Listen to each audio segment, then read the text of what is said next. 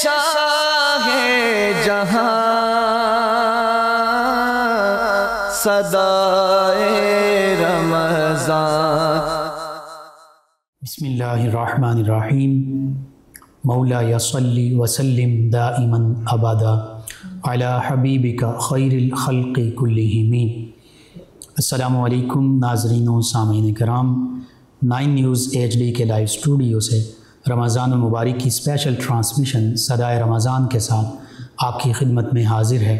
آپ کا میزبان محمد لقمان رضا۔ ناظرین و سامعین، پروگرام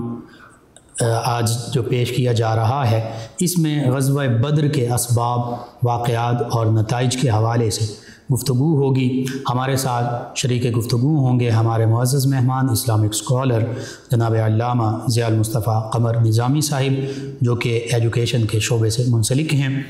اور ان کے ساتھ نبی رحمت صلی اللہ علیہ وآلہ وسلم کی بارگاہ اقدس میں ہدیہ عقیدت پیش کریں گے ہمارے مہمان ثنا خان جناب محمد قمر ارشاد حسینی صاحب۔ میں آپ دونوں معزز مہمانوں کو خوش آمدید کہتا ہوں۔ سب سے پہلے جناب ضیاء المصطفیٰ قمر نظامی صاحب، غزوہ بدر جو حق و باطل کا معرکہ ہے اور اسلام کا تصور جہاد جو ہے اس کی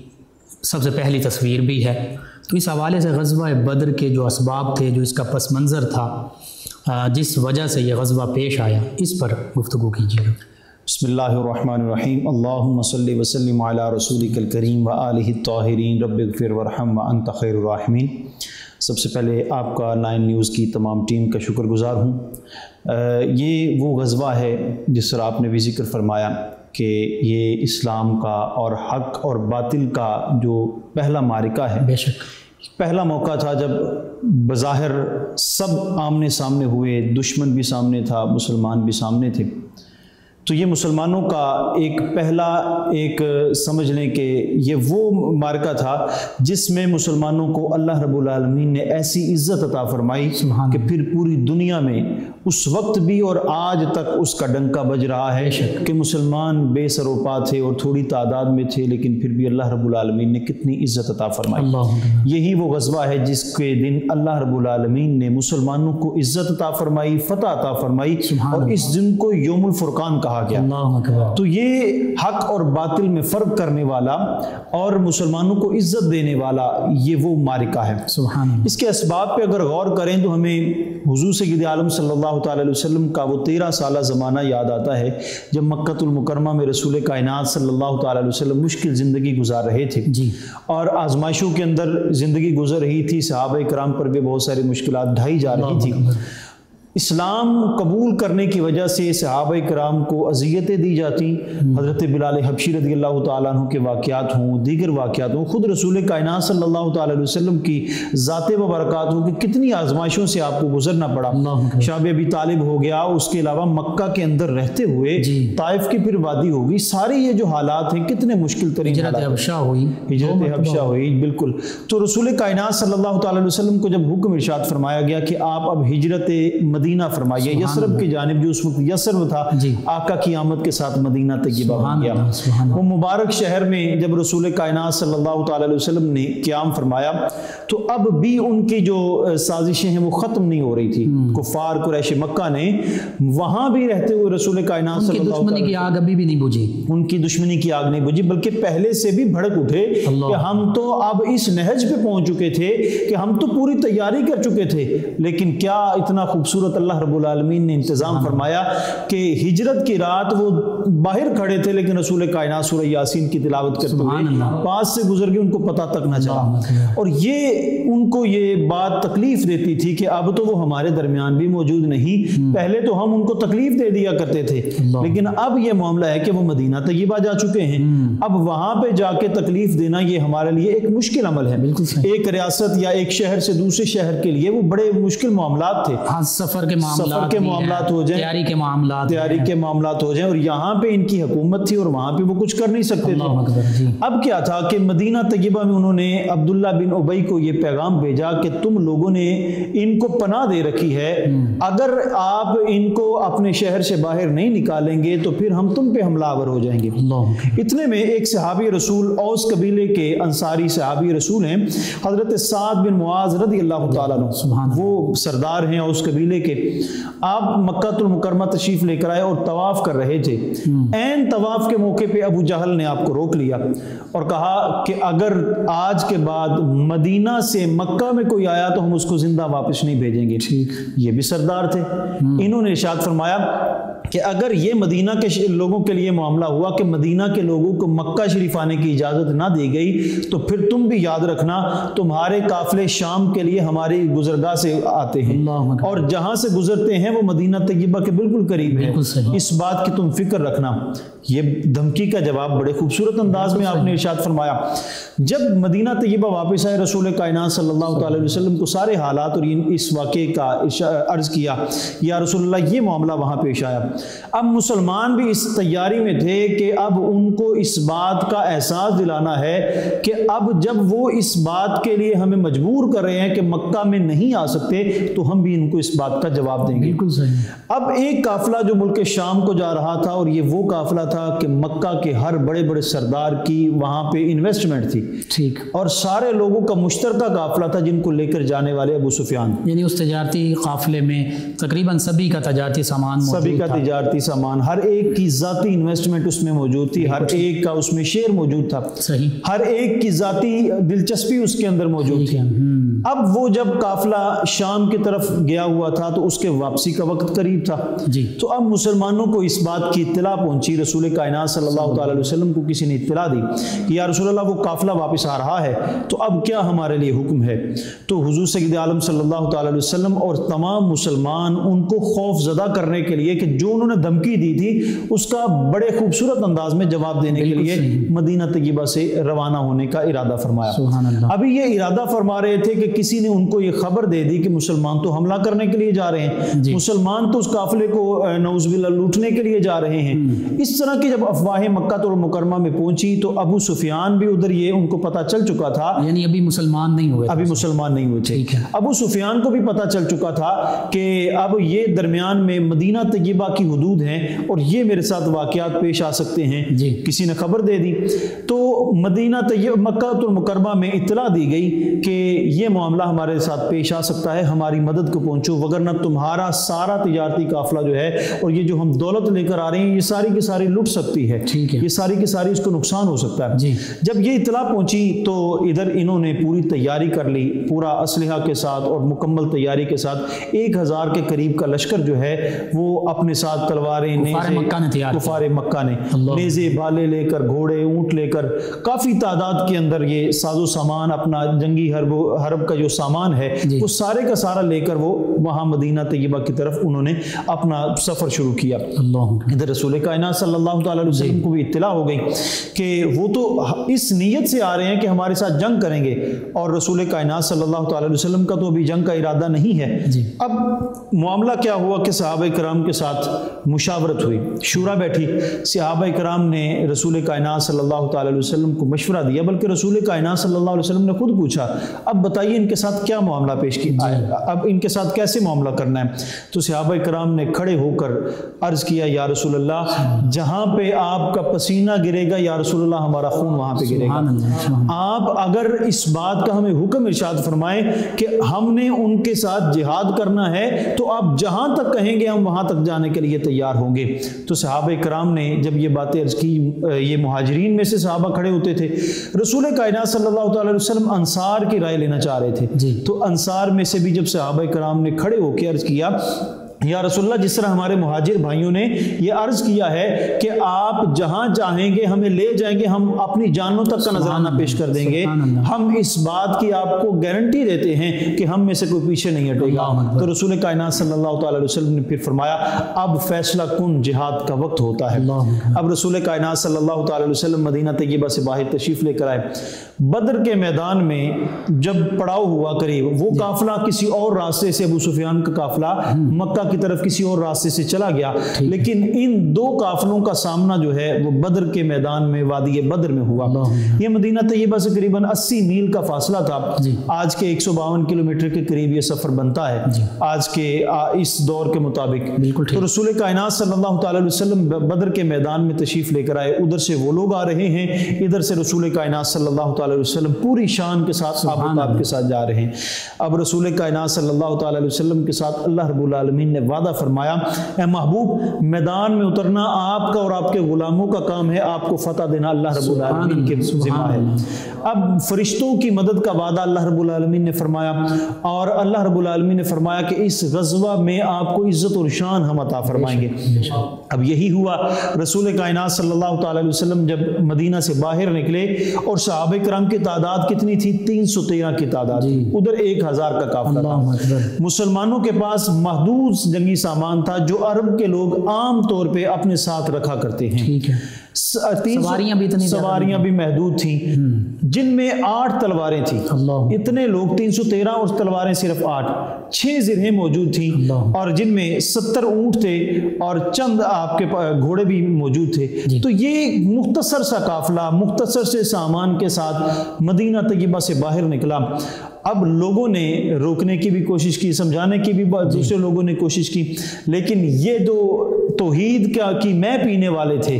یہ ایسے نکلے ہیں کہ پتہ چل رہا تھا کہ آج شان و شوکت کے ساتھ جس انداز میں جا رہے ہیں اللہ رب العالمین ضرور ان کو فتح عطا فرمائے گا۔ اب اللہ رب العالمین کی مدد کا وقت بالکل قریب آ گیا۔ اب جب یہ وادی بدر میں پہنچے، کفار جس جانب سے آ رہے تھے وہ زمین پتھریلی زمین تھی، مسلمان جس جانب سے آ رہے تھے یہ ریتلی زمین تھی۔ اب اللہ رب العالمین نے کفار کے لیے مشکل اور ان کے لیے آسانی کا اہتمام فرمایا۔ بارش کا نزول ہوا جس سے پتھریلی زمین پر سواریوں کا چلنا، انسانوں کا چلنا مشکل ہو رہا تھا۔ کفار کے لیے یہ ایک بہت مشکل امتحان تھا۔ تو اتنا بڑا 1000 کا لشکر ہے اور سب کے لیے یہ مشکل پیش آئی۔ ادھر مسلمان ریت کے اوپر سے آ رہے تھے، بارش کا نزول ہوا، بارش کے ساتھ ریت جو پہلے اڑ رہی تھی اب وہ نرم زمین ہو گئی۔ مسلمانوں کی سواریاں اور مسلمان جو پیادہ تھے وہ آہستہ سے سکون کے ساتھ، اطمینان کے ساتھ، بڑی خوبصورتی کے ساتھ اس ریت کے اوپر چلنا شروع ہو گئے۔ تو پہلی مدد یہ آئی اللہ رب العالمین کی کہ بارش کے ذریعے اللہ رب العالمین نے ان کو تسکین دی۔ پھر مسلمان روزہ کی حالت میں تھے، اور روزہ کی حالت میں بارش کا نزول ہو جانا یہ بہت بڑی اللہ رب العالمین کی رحمت تھی۔ ان کے جسم کے اوپر جو ایک تھکاوٹ کے آثار تھے وہ سارے کے سارے بارش کے ذریعے اللہ رب العالمین نے کافور فرما دیے۔ پھر اس کے بعد جب مسلمان غزوہ بدر وادی بدر میں پہنچے، وہاں پہ پہنچ کے جب وہ انہوں نے پڑاؤ کیا تو اللہ رب العالمین نے ان پر نیند کا غلبہ طاری فرما دیا۔ اب یہ نیند ایسی مشکل کشا ثابت ہوئی، یہ ایسی مددگار ثابت ہوئی کہ مسلمانوں کے جسموں پر جو تھکاوٹ کے آثار تھے روزے کی وجہ سے، وہی ایک کھجور کھا کے روزہ رکھتے، اسی کو چوس کے افطار کر لیا کرتے تھے، ان کے بدن جو تھکاوٹ کے آثار کچھ معلوم ہو رہے تھے، اللہ رب العالمین نے نیند کے ذریعے ان کے دماغ کو، ان کے جسم کو سکون کا اہتمام فرمایا۔ اب یہ ایک ایسی مدد تھی جس کی مسلمانوں کو بڑی ضرورت تھی۔ اب یہ کیسے ہو سکتا ہے کہ سامنے دشمن ہو، ایک پہاڑی درمیان میں ہو، ادھر مسلمان ہو، سامنے دشمن کھڑا ہو، کسی وقت بھی حملہ ہو سکتا ہے، لیکن اتنے سکون کے ساتھ مسلمان نیند سو رہے ہیں کہ پتہ چل رہا ہے کہ یہ خود تو آرام فرما رہے ہیں، فرشتے ان کا پہرا دے رہے ہیں۔ سبحان اللہ۔ تو اللہ رب العالمین نے یہ بھی بڑے بہترین انداز میں ان کی مدد فرمائی۔ یعنی اذ یغشیکم النعاس امانۃ، اللہ فرماتا ہے بالکل کہ امن والی انہیں اونگ آ گئی، نیند امن والی اور خوبصورتی والی نیند۔ رسول کائنات صلی اللہ تعالی علیہ وسلم पूरी रात दुआएं फरमाते रहे। सहाबा इकराम ने पहाड़ के ऊपर थोड़ा सा एक मकाम पर, जिसको अरीश का मकाम कहा गया, जहाँ आज मस्जिद अरीश भी मौजूद है, वो मकाम उसका इंतखाब किया जहाँ पर रसूल कायनात सल्लल्लाहु अलैहि वसल्लम का मुसल्ला शरीफ और रसूल कायनात सल्लल्लाहु अलैहि वसल्लम दुआएं फरमा रहे हैं और अल्लाह रब्बुल आलमीन की बारगाह में अर्ज कर रहे हैं, मौला याद फरमा तूने मेरे साथ मदद का वादा फरमाया था, मौला मेरे साथ और इन मेरे गुलामों के साथ जो मदद का वादा किया था उस मदद के आने का वक्त है, या रब्बुल आलमीन मदद का नुज़ूल फरमा। और ये मुट्ठी भर जमात है, ये मुट्ठी भर जमात, मदद फरमा। ये एक ऐसा मकाम था जो रसूल कायनात सल्लल्लाहु अलैहि वसल्लम को ही अल्लाह रब्बुल आलमीन ने अता फरमाया। एक मकाम न्याज होता है, एक मकाम नाज होता है। मकाम न्याज वो मकाम होता है जहाँ पे बंदा अर्जी पेश करता है और झुक के कहता है, देना चाहे तेरी मर्जी, नहीं देना चाहे तेरी मर्जी। महबूब को अल्लाह ने वो मकाम अता फरमाया था जिस मकाम नाज पे अपने महबूब से महबूब कायनात ये अर्ज कर रहे हैं, या रब्बुल आलमीन ये जो मुट्ठी भर जमात में लेकर आया हूँ, अगर ये इस दुनिया में ना रहे तो तुझे सजदा करने वाला इस धरती पे कोई नहीं रहेगा। अब इस दुआ से अंदाज़ा लगाया जा सकता है कि अल्लाह की बारगाह में ये अर्ज करना कि मौला अगर मेरे बंदे ये शहीद हो गए तो तुझे कोई सजदा करने वाला नहीं ज़मीन पर रहेगा, ये मकाम मुस्तफ़ा ही हो सकता है, कोई और ये बात नहीं कह सकता। सुभान अल्लाह। गुफ्तगू के सिलसिले को हम जारी रखते हैं, यानी हरीम नाज की खलवतों के आशना तुम ही तो हो, इस कलाम को आगे जारी रखते हैं। नाज़रीन सामीन, 9 न्यूज़ HD के लाइव स्टूडियो से रमज़ान मुबारक की स्पेशल ट्रांसमिशन सदा रमज़ान आपकी खिदमत में पेश की जा रही है। नबी मुहतशम सल्लल्लाहु अलैहि व अस्हाबिही व बारक वसल्लम की बारगाह अक़दस में गुलहाए अक़ीदत पेश करेंगे जनाब मोहम्मद क़मर इरशाद हुसैनी साहिब। जी मोहम्मद क़मर इरशाद हुसैनी साहिब।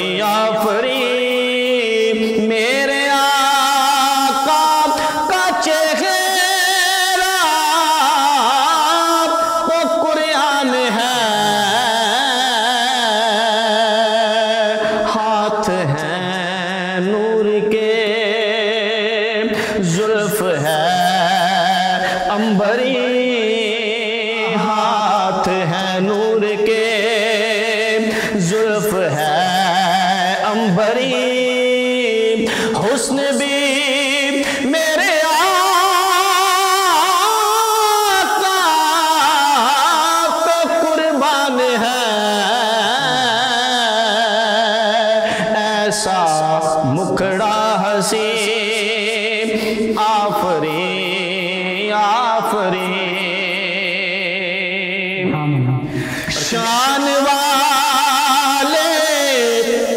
नबी तो सभी हैं मगर ऐसा रुतबा किसी ने भी पाया नहीं। शान वाले नबी तो सभी ऐसा रुतबा किसी ने भी पाया नहीं। यूं तो ईसा भी हैं और मूसा भी हैं, यूं तो ईसा भी हैं और मूसा भी हैं, लेकिन मेरा रसूलों का सुल्तान है। यूं तो ईसा भी हैं और मूसा भी हैं, मेरा आपका रसूलों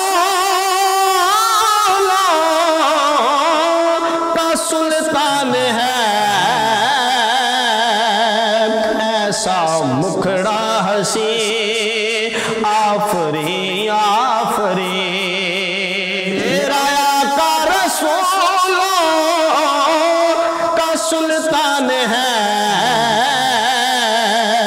ایسا مکھڑا حسین آفرین آفرین میرا طارق یقین ہے میری قبر میں جب نکیرین پوچھیں گے تم کون ہو میرا طارق یقین ہے میری قبر میں جب نکیرین پوچھیں گے تم کون ہو آقا آ جائیں گے ان سے فرمائیں گے آقا آ جائیں گے ان سے فرمائیں گے چھوڑ دو یہ ہمارا ثنا خان ہے آقا آ جائیں گے ان سے فرمائیں گے چھوڑ دو یہ ہمارا ثنا خان ہے ایسا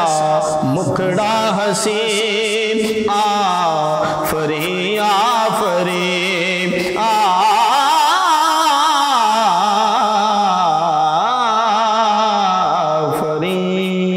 آفرین ماشاءاللہ جزاک اللہ جزاک اللہ۔ جی ناظرین و سامعین، 9 نیوز HD کے لائیو اسٹوڈیو سے رمضان المبارک کی اسپیشل ٹرانسمیشن صدائے رمضان میں آج غزوہ بدر کے حوالے سے گفتگو ہو رہی ہے، اسباب پر گفتگو ہوئی، واقعات کا تسلسل ہے۔ مختصراً اس پر مزید گفتگو کے سلسلے کو جاری رکھتے ہیں۔ جی علامہ ضیاء المصطفیٰ قمر نظامی صاحب، جہاں سے تسلسل ٹوٹا تھا وہیں سے آگے غزوہ بدر کے واقعات کو بیان کیجیے۔ جی مقام عریش کی بات ہو رہی تھی، وہاں پہ رسول کائنات صلی اللہ تعالی علیہ وسلم تشریف فرما تھے۔ حضرت سیدنا ابو بکر صدیق رضی اللہ تعالیٰ عنہ آپ کے پیچھے کھڑے تھے۔ آپ فرماتے ہیں کہ رسول کائنات صلی اللہ تعالیٰ علیہ وسلم اس انداز میں اپنے ہاتھوں کو بلند فرما کے دعا فرما رہے ہیں اور ساتھ آنکھوں سے آنسو رواں ہیں، اور رب العالمین کی بارگاہ میں عرض کر رہے ہیں مولا اگر یہ مٹھی بھر میری جماعت اس دنیا میں نہیں رہتی تو کوئی سجدہ کرنے والا نہیں ہوگا۔ بار بار رسول کائنات صلی اللہ تعالیٰ علیہ وسلم یہی دعا ارشاد فرماتے، تو پھر حضرت ابوبکر صدیق کہتے یا رسول اللہ دیکھیے اللہ کی مدد آ گئی ہے، یا رسول اللہ ذرا دیکھیے تو صحیح اللہ کی مدد آ گئی ہے۔ رسول کائنات صلی اللہ تعالی علیہ وسلم نے جب دیکھا تو واقعی اللہ کی مدد آ چکی تھی۔ اللہ رب العالمین نے اپنی مدد کا جو وعدہ کیا تھا اس مدد کے وعدہ کو اللہ رب العالمین نے پورا فرمایا، اور اللہ رب العالمین سے بڑھ کر وعدوں کو وفا کرنے والا کون ہو سکتا ہے؟ اللہ رب العالمین نے جب وعدے کو وفا کیا تو ایسا خوبصورت وفا کیا، صحابہ اکرام کہتے ہیں کہ جب ہم میدان میں اترتے تھے تلواریں ہم ابھی دشمن کے قریب کرتے تھے کہ وہ پہلے زمین پر گرا نظر آتا تھا، یوں مدد آ رہی ہے، اور ہم نے کہتے ہیں باقاعدہ فرشتوں کے بولنے کی آواز سنی ہے، جب ان کی آوازیں ہم سنتے تھے ہمیں سمجھ آ جاتی تھی۔ اللہ رب العالمین نے اپنے محبوب سے جو وعدہ کیا تھا اب وہ وعدہ پورا ہو گیا ہے۔ اب منظر کچھ اس طرح کا ہے کہ قریش کا اور عرب کے لوگوں کا یہ رواج ہے پہلے سردار آگے جاتے ہیں، بالکل ٹھیک، ان میں 3 لوگ آگے گئے کفار میں سے، پہلے 3 لوگ آگے رجز پڑھتے ہوئے آئے جن میں عتبہ، شیبہ اور ولید ہیں۔ یہ تینوں بدبخت سامنے آئے، جب یہ سامنے آئے تو ادھر سے بھی بڑے بڑے سردار تشریف لے کر گئے، ادھر حضرت سیدنا امیر حمزہ رضی اللہ تعالیٰ عنہ جن کو سید الشہداء کہا جاتا ہے، حضور کے چچا جان یہ تشریف لے کر آئے، حضرت علی المرتضیٰ شیر خدا رضی اللہ تعالیٰ عنہ آپ تشریف لے کر آئے، حیدر کرار آئے، پھر حضرت عبیدہ رضی اللہ تعالیٰ عنہ یہ تشریف لے کر آئے۔ 3 یہ بڑے سردار جب تشریف لے کر آئے تو حضرت امیر حمزہ رضی اللہ تعالیٰ عنہ، حضرت مولا کائنات شیر خدا رضی اللہ تعالیٰ عنہ، انہوں نے عتبہ اور ولید کو فنار کیا۔ ابھی کیا دیکھ رہے ہیں کہ حضرت عبیدہ رضی اللہ تعالیٰ عنہ کو ولید نے، شیبہ نے زخمی کر دیا ہے۔ اب حضرت علی المرتضیٰ شیر خدا کی تلوار اٹھی، مولا کائنات نے ایسی تلوار کا وار کیا کہ اسی مقام پہ شیبہ کو ڈھیر کر دیا۔ اسی طرح مسلمان مسلمان اور کفار کے درمیان، حق اور باطل کے درمیان جو ہے یہ معرکہ جاری تھا کہ صحابہ کرام کہتے ہیں کہ جنگ شروع ہونے سے پہلے ہم نے رسول کائنات صلی اللہ تعالی علیہ وسلم سے سن رکھا تھا کہ رسول کائنات صلی اللہ تعالی علیہ وسلم نے مقامات کی نشاندہی فرما دی تھی۔ فرماتے ہیں کہ رسول کائنات نے فرمایا تھا یہاں پہ عتبہ گرے گا، یہاں پہ ولید گرے گا، یہاں پہ شیبہ گرے گا۔ کہتے ہیں کہ جب یہ تینوں فی النار ہوئے ہم نے کیا دیکھا ہے کہ ایک انچ کی جو زمین ہے اس سے آگے پیچھے نہیں ہے، جہاں جہاں رسول کائنات نے نشان لگائے تھے یہ تینوں وہاں پہ ڈھیر کیے ہوئے۔ تو یہ رسول کائنات صلی اللہ تعالی علیہ وسلم کی غیب کی خبر تھی جو اللہ رب العالمین کے اذن سے آپ نے پہلے ہی عطا فرما دی تھی۔ نبی کا معنی یہی ہے، غیب کا معنی یہ غیب کی خبریں دینے والا۔ تو یہ غزوہ کے دوران مسلمانوں کی اللہ رب العالمین نے مدد فرمائی کہ اتنی تعداد کے اندر فرشتوں کا نزول ہوا۔ شیطان جو ان کو بھڑکا کر لا رہا تھا اور کہہ رہا تھا کہ میں تمہارے ساتھ ہوں، کفار کو کہہ رہا تھا،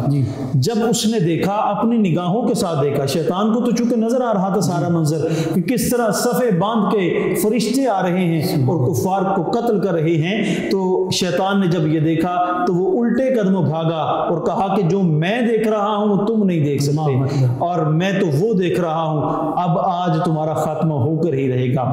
اب رسول کائنات صلی اللہ تعالی علیہ وسلم کی جماعت جو 313 ہے، ان میں سے صرف 14 لوگ جو ہیں وہ شہداء کا مقام پا گئے۔ یعنی یہ نتیجہ کیا نکلا اس کے حوالے سے آپ گفتگو؟ نتیجہ یہ نکلا کہ کفار تعداد میں زیادہ تھے۔ یہاں پہ ایک اور بات بھی میں عرض کرتا ہوں، جب نیند کا غلبہ طاری ہوا مسلمانوں پر، رسول کائنات صلی اللہ تعالی علیہ وسلم بھی ایک لمحے کے لیے آرام فرما ہوئے۔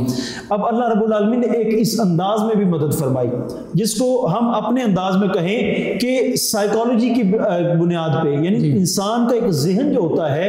وہ جب سامنے کوئی بڑی چیز دیکھتا ہے تو کچھ اس سے خوف طاری ہوتا ہے، فطری عمل ہے۔ اب رسول کائنات صلی اللہ تعالی علیہ وسلم کی مدد یہ فرمائی کہ رسول کائنات کے سامنے جو لشکر دکھایا وہ صرف چند لوگوں کی تعداد ہے۔ حضور نیند کے اندر یہ دیکھ رہے ہیں۔ جب صحابہ کرام نے بھی یہ خواب کے اندر منظر دیکھا اور رسول کائنات صلی اللہ علیہ وسلم نے بھی بیدار ہونے کے بعد ان کو ارشاد فرما دیا کہ وہ تعداد میں بالکل تھوڑے ہیں۔ اب اگر سیرت کی کتابیں اٹھا کر دیکھیں، احادیث کی کتابیں اٹھا کر دیکھیں، ہمیں نظر آتا ہے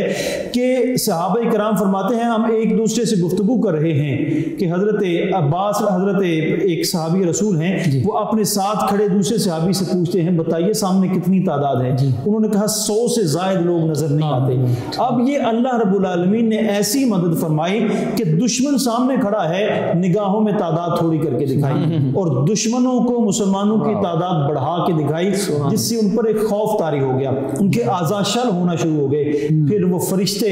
جو اللہ کی مدد کے لیے آئے تھے انہوں نے ان کو قتل کرنا شروع کیا۔ تو 70 کے قریب جس کو اللہ نے فرمایا نشان زدہ، اور اس پہ پھر مفسرین نے صحابہ کرام ہی کے حوالے سے لکھا کہ انہوں نے امامے باندھے ہوئے تھے۔ بالکل اس طرح ہی ہے۔ تو صحابہ کرام میں سے صرف 14 لوگوں کو مقام شہادت ملا اور یہ 313 صرف لوگ تھے، لیکن ان کے 70 لوگوں کو قتل کر دیا اور 70 لوگ ایسے تھے جو قیدی بن کے آ گئے اور بہت سارا ایسا مال غنیمت جو تھا اللہ رب العالمین نے مسلمانوں کو عطا فرمایا، جس کے بارے میں سورۃ الانفال کے اندر بھی ذکر آتا ہے۔ صحابہ کرام نے پوچھا یا رسول اللہ اس مال کا اب کیا کریں گے؟ یسألونک عن الانفال۔ تو اللہ رب العالمین نے فرمایا تمہاری ذمہ داری یہ ہے تم اللہ اور اللہ کے رسول کی اطاعت کرو، یہ مال اللہ کا ہے، اللہ کے رسول کا ہے، اللہ کے رسول جسے چاہیں گے جتنا عطا فرما دیں گے، اس کی ملکیت رسول کائنات صلی اللہ علیہ وسلم کی ہے۔ تو اس کا نتیجہ یہ نکلا کہ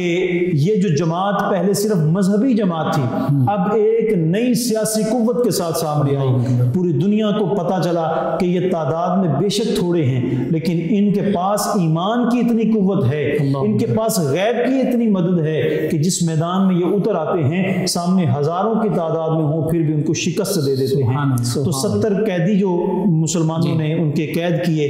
ان کے فدیے کا معاملہ جب پیش آیا صحابہ کرام نے مشاورت دی، حضرت فاروق اعظم رضی اللہ تعالیٰ عنہ نے فرمایا کہ ان کو قتل کر دیا جائے۔ حضرت سیدنا صدیق اکبر رضی اللہ تعالیٰ عنہ نے عرض کیا یا رسول اللہ ان سے فدیہ لے کے ان کو آزاد کر دیا جائے جس سے ہم بہت سارا جنگی سامان بھی تیار کر سکتے ہیں، اور یہ بھی ممکن ہے کہ آنے والے وقت میں ہمارے اس حسن سلوک کی وجہ سے یہ مسلمان ہو جائیں، اور یہی حکمت تھی جو رسول کائنات صلی اللہ تعالیٰ علیہ وسلم نے حضرت صدیق اکبر رضی اللہ تعالیٰ عنہ کو عطا فرمائی تھی، اور اس حکمت کے ساتھ آپ نے جو فیصلہ کیا رسول کائنات نے بھی وہ پسند فرمایا،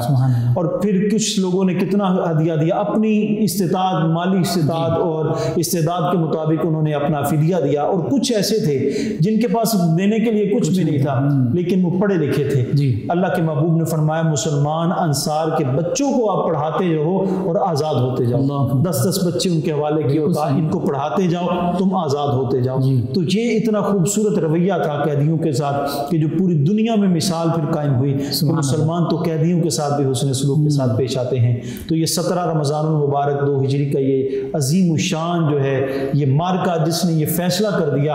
حق کدھر ہے باطل کون ہے، حق کو اللہ رب العالمین نے عزت عطا فرمائی اور باطل کو ایسی شکست عطا فرمائی کہ پھر وہ اپنے قدموں پہ دوبارہ کھڑے نہ ہوں۔ اللہ اکبر، یعنی اسلام دین علم و فضل بھی ہے، اسلام دین اخلاق بھی ہے، اور جہاں ضرورت پڑتی ہے اسلام دین قتال بھی ہے کہ وہاں جہاں قتال جو ہے اب ضروری ہو گیا، فرض عین ہے، اگرچہ فرض کفایہ ہے عام حالات میں، نفیر عام کی صورت میں فرض عین بن جاتا ہے تو وہاں قتال بھی ہوتا ہے۔ یہ اسلام تمام شعبوں میں مکمل رہنمائی کرتا ہے، اسلام مکمل ضابطہ حیات ہے، زندگی گزارنے کا پورا سیلیبس جو ہے اسلام نے عطا فرمایا، کمپلیٹ کوڈ آف لائف۔ بالکل، تو یہ ایک ایسا خوبصورت نقشہ جو تھا جس نے پوری دنیا میں اسلام کو عزت عطا فرمائی، یہ ایسا جہاد تھا جس نے حق اور باطل میں تمیز فرما دی۔ آخر میں اس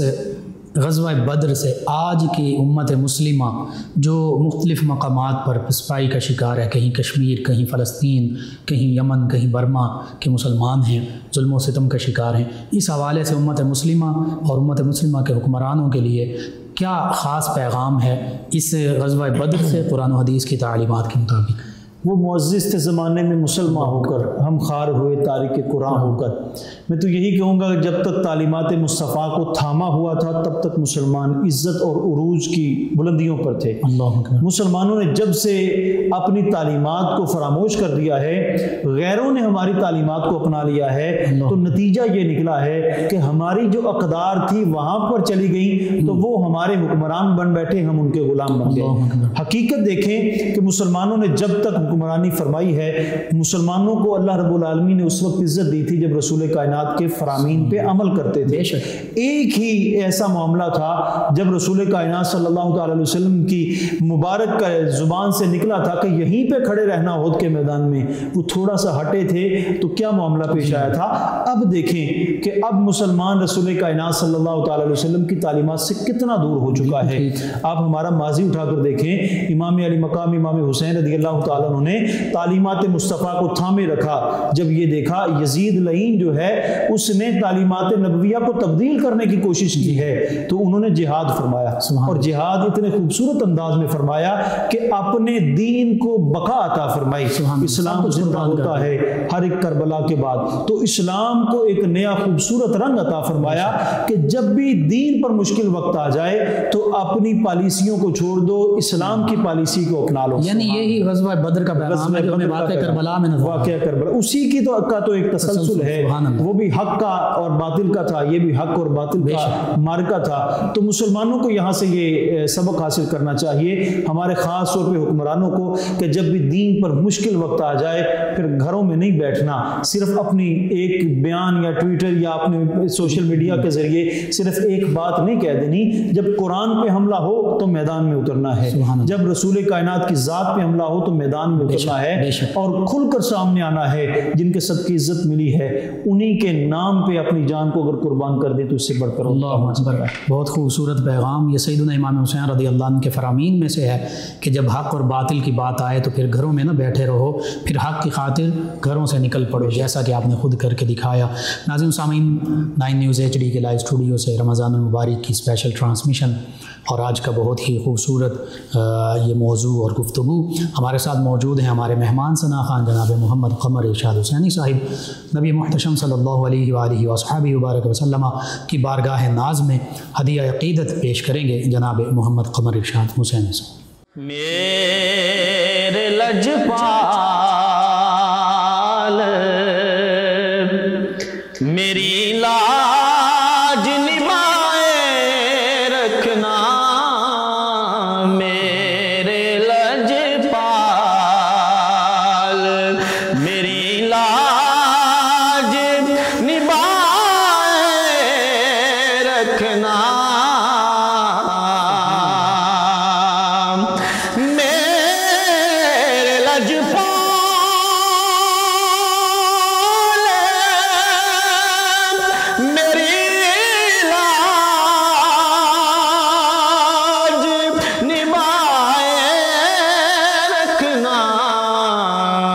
صدقہ زہرا کا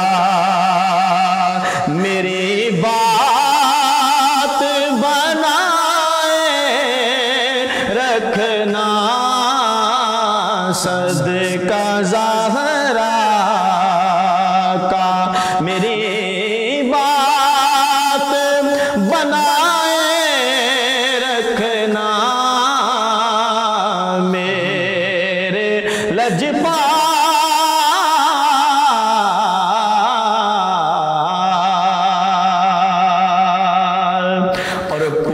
جب تک نہ ہو تربت میں نکیروں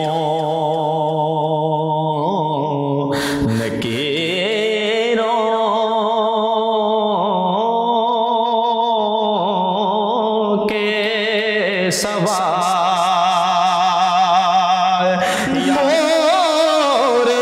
جب تک نہ ہو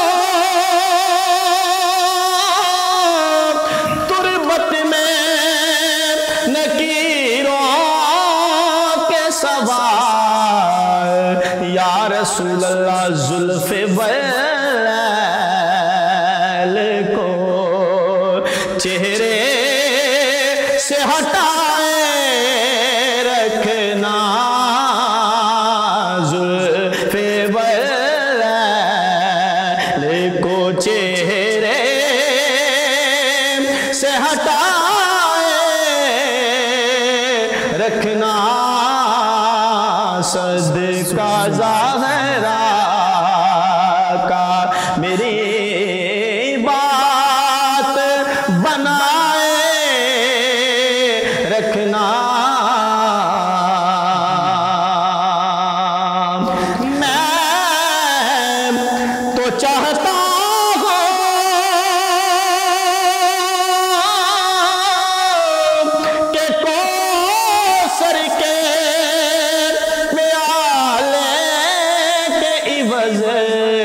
یا رسول اللہ اپنی نظروں کے مجھے جام پلائے رکھنا، اپنی نظروں کے مجھے جام پلائے رکھنا، صدقہ زہرا کا میری بات بنائے رکھنا،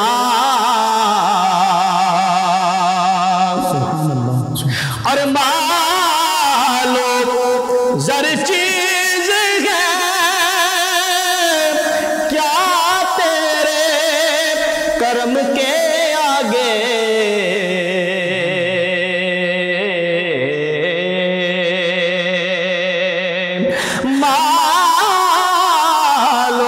زر چیز ہے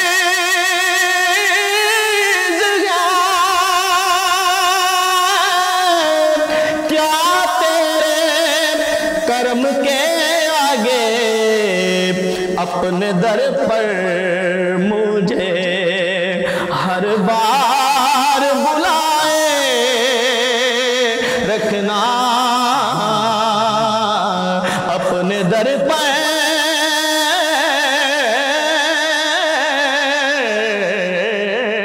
مجھے बार बुलाए रखना, आपके दर से ही बनती है सभी की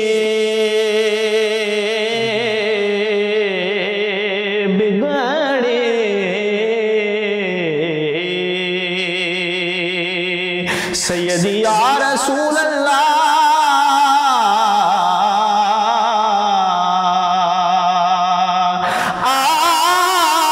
आपके दर से ही बनती है सभी की बिगड़े, मेरी किस्मत के सितारे भी जगाए रखना, सदका ज़हरा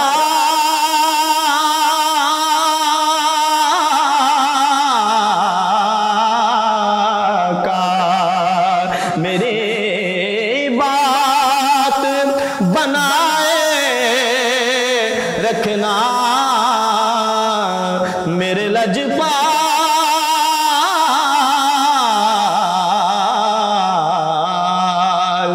मेरी लाज निभाए रखना।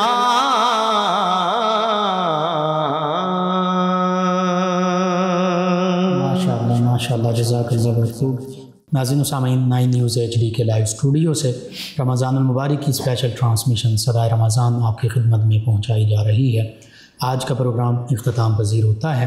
अपने मेज़बान मोहम्मद लुक़मान रज़ा और हमारे मुअज़्ज़ज़ मेहमानों को इजाज़त दीजिए। अल्लाह निगहबान। फैज़े शाहे जहां